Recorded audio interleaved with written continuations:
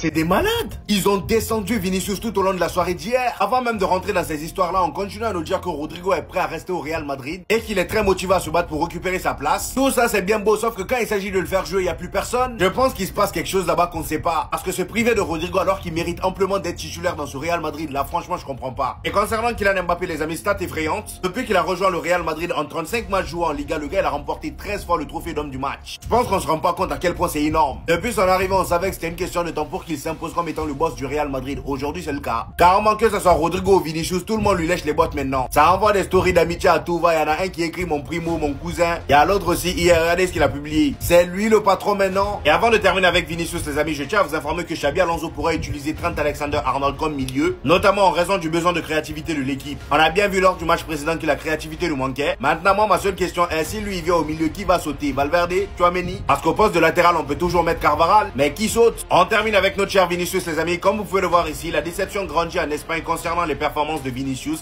déjà critiqué depuis l'an dernier et encore plus en ce début de saison. Il y a le média El Chiringuito qui a pas hésité à le démolir hier. Et pas qu'hier, après le match face à Osasuna aussi, ils ont tout simplement fait un bilan de ses statistiques. Je vais pas vous faire un dessin, hein, c'est catastrophique. Le gars il fait les efforts certes, il est discipliné, mais en plus de ça, lors du dernier match, il s'est fait recadrer par Xabi Alonso étant donné qu'il est en train de râler. Franchement les gars, ça se complique pour lui.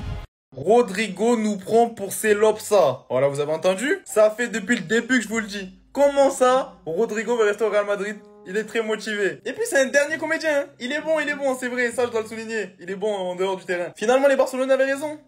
On est une petite bande d'influenceurs. Amoureux. Un gars qui a refusé de mettre le maillot de la Casablanca pendant 1 mois et demi. Et les excuses étaient les suivantes. Fièvre, rhume, nez qui coule, morvonné.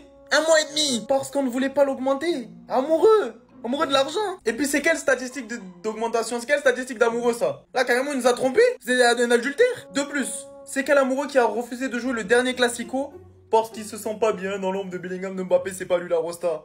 Mais ça va pas là ou quoi? De plus, c'est quel amoureux qui envoie son papa se plaindre de la situation de son fils? Il a pas été bien accueilli. De plus, comment toi tu es amoureux du Real Madrid mais ton papa il like des posts de toi qui t'en va?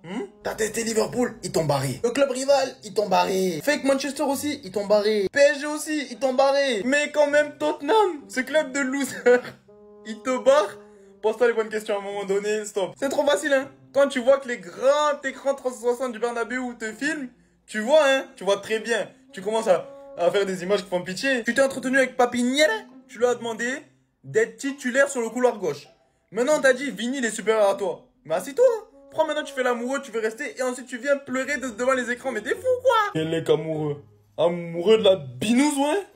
Comment Xabi Alonso doit avancer comme ça? Regardez bien, je vais juste péter un câble. C'est triste à dire, mais la vérité est littéralement sous nos yeux, en fait. Et la sortie en témoigne, bien évidemment. Quand l'un des joueurs phares de l'équipe, lui-même qui est Vinicius, se voit limite être en train de repousser par Xabi Alonso, son propre coach, lui qui vient d'arriver, en forçant littéralement son joueur à retourner sur le terrain. Non, parce qu'un coach doit donner des instructions sur le terrain. Mais autant que ça, à ses débuts. Parce que les joueurs sont censés montrer une volonté, une réelle motivation, une réelle détermination de réussite avec ce nouveau coach. Ce qui n'est absolument pas le cas pour certains encore. Et c'est là que je vais en revenir au fait, c'est qu'il y en a qui pensaient par certains moments dans le match qu'on jouait encore sous Carlo Ancelotti et qu'on jouait pas sous Xabi Alonso, que le jeu était stérile, que le jeu manquait d'ambition. Et bien c'est justement pour cette raison-là. Certains de nos joueurs pensent être sur un siège à l'aise qui ne peut pas éjecter. Il est en train de se déchirer pour essayer de tout mettre en place correctement pour que tout le monde l'écoute. Mais j'ai l'impression que bientôt, il va y avoir que la manière forte qui va marcher. Il va commencer à mettre sur le banc certains joueurs, ils vont rien comprendre. Franchement, ça m'énerve tellement. Vous pouvez pas vous rendre compte à quel point. Il peut y avoir ce genre de problème, il n'y a pas de problème. Mais le début comme ça. Alors là, on aura tout vu. Raphaël Leao s'est fait tacler par son pote en plein live. Et pour ceux qui savent pas, le gars, il a lancé sa chaîne Twitch il y a pas longtemps. Sauf que problème, lorsqu'il est en live, il parle pas trop. Maintenant, écoutez ce que son pote lui dit. Ton interaction par rapport avec Twitch, elle est dégueulasse. Non, on est bien, oui, wesh. Il y a Touquet, il y a 2000 personnes qui te regardent, frérot. Tu vois? D'accord, mais le problème, c'est que toi, t'as pas de sujet de conversation, tu leur dis rien. Non. Déjà là, comment tu peux dire ça à ton pote en plein live? T'as pas de sujet de conversation. Écoutez maintenant comment Raphaël Leao va se défendre. Écoutez. Le problème, c'est que toi, t'as pas de sujet de conversation, tu leur dis rien. Non, on parle, chat. Parliamo, no? We speak. Oh. Toutes les langues. Non, parlate italiano. Toutes les langues. Perché italiano? Non, mais vas-y, frérot. Ils ont demandé ça. Écoutez. Tu vois? Faut donner à l'éléphant. Faut donner aux fans. C'est quoi la langue principale de ton chat? I speak English. You speak English? Yeah, I speak English to everyone, so everyone can understand. Get me. Il comprend bien français par contre. Hein. Allez, vas-y. Ciao, bisous. Comme on dit, c'est bien d'avoir des potes très francs, très honnêtes, mais dans ce genre de situation-là, c'est chaud. Tu viens en plein live comme ça, tu me dis que j'ai pas de sujet de conversation. D'autres aussi, pour se justifier, ils parlent de langue. S'il te plaît, Mbappé, s'il te plaît, je t'en supplie. T'es trop fort au foot. Mais s'il te plaît, va sur le côté droit. Va à droite. Et Vinicius reste à gauche. Et mettez un vrai numéro 9. S'il vous plaît, en fait. Il faut que je vous le demande à genoux, les gars.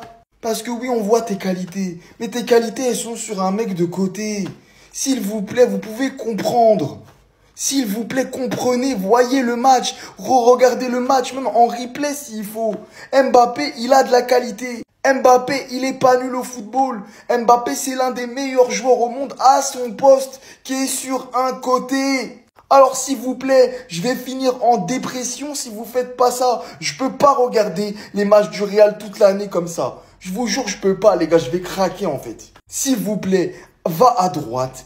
Vinicius, mets-le à gauche. Achète un 9. Mets Roy Gonzalo. Mets Hendrick. Mets un mec du centre de formation. Mets Ben Baker. Mets qui tu veux. Mais mets un numéro 9 fixe qui reste juste dans l'axe. S'il te plaît. Attendez, il y en a vraiment qui pensaient que ça allait être Messi dès le premier match? Mais vous êtes fous les gars ou quoi? Par contre, je vous le dis, vous n'êtes pas prêts pour ce qui va arriver. Vous n'êtes pas prêts pour Franco Mastantuono au Real Madrid, je vous le dis. Alors il y en a certains supporters un peu bêtes, je vous mens pas, qui vont se dire machin, bon il a pas fait une grande rentrée, mais il a 18 ans. Le mec il est parti d'Argentine il y a un mois pour la première fois de sa vie. Il découvre le Real Madrid, plus grande institution du monde, plus grand club de l'histoire du football. Il est là, il fait son premier match, sachant qu'il n'a pas fait de prépa, et vous vous attendiez à ce qu'il te mette un triplé, qui monte son maillot devant tout le Bernabéu. Mais la vie, c'est pas un conte de fées, les gars. Mais je vous le dis, attendez, patientez. Patientez parce que ce joueur-là, c'est un diamant brut argentin. Ils ont eu Di Stefano, ils ont eu Maradona, ils ont eu Messi. J'espère que le prochain, ce sera mon Franco, ce sera mon Mastantuono. Un profil exceptionnel, un 10 comme il en reste peu dans le football. J'ai regardé des compiles, j'ai fait plus que regarder des compiles, je me suis même tapé un match de lui à River Plate. Mais s'il vous plaît, patientez parce que ce joueur-là, le Bernabéu va en tomber amoureux. Je vous le dis, je vais nous faire une Mourinho en 2012 qui vous disiez, vous allez tomber amoureux de Modric, laissez-le tranquille, il va vous prouver. Et ben je vous dis la même chose sur Mastantuono, vous verrez, ce type sera générationnel. Parce que je ne pense pas que vous vous rendez compte quel joueur on vient de signer. C'est que le début les gars, mais je peux vous dire, je vous aurais averti, vous n'êtes pas prêts pour cette fumée. Il arrive pour tout casser. Je vous le dis, ça va prendre du temps, hein. Va falloir être patient, peut-être pas cette saison, peut-être pas dans 2 ans. Mais le talent qu'a ce petit, le Bernabéu tombera amoureux de lui. Je suis choqué. Je suis sonné par cette nouvelle génération de consommateurs de football. Mais c'est n'importe quoi. Depuis le match du Real Madrid il y a 2 jours, j'ai vu dans les commentaires en dessous mes vidéos et des créateurs de contenu qui font des vidéos et tout. Ouais, Xabi Alonso, ça marchera pas au Real. On voulait voir du jeu. Sur la première journée, c'est comme avec Ancelotti. C'est pas possible. On va rien faire avec ce mec. Je vous le dis, retenez ce que je vous dis. Mais ma question à tous ces gens-là, c'est est-ce que vous connaissez le football? Sans faire le donneur de leçons, etc. Je suis pas dans ça, vous me connaissez. Et c'est juste que j'en ai marre qu'on tire des conclusions à chaque fois de manière ultra hâtive. Je vous invite à revoir les premiers matchs d'Arteta avec Arsenal, les premiers matchs de Luis Enrique avec le PSG. Allez-y, allez les revoir. Comment vous pouvez juger le niveau d'un entraîneur sur un match? Surtout qu'on rappelle, hein, il a repris l'équipe au niveau juste avant de la Coupe du Monde des clubs. Qu'ensuite, il y a quasiment eu pas de match amicaux du côté du Real, à un seul. Il y a eu les vacances, ils ont 1 semaine de préparation dans les jambes. Comment vous voulez juger le Real Madrid? Comment vous pouvez dire aujourd'hui, Xabi Alonso, ça va pas marcher, etc. Mais vous êtes fous. Vous êtes fous. Vous connaissez le foot, vous le regardez. Vous avez vu que les plus grandes réussites, c'est aussi avec des entraîneurs à qui on laisse du temps. Mais même si on lui laisse pas de temps, vous pouvez pas juger sur une journée de championnat. Franchement, je comprends pas.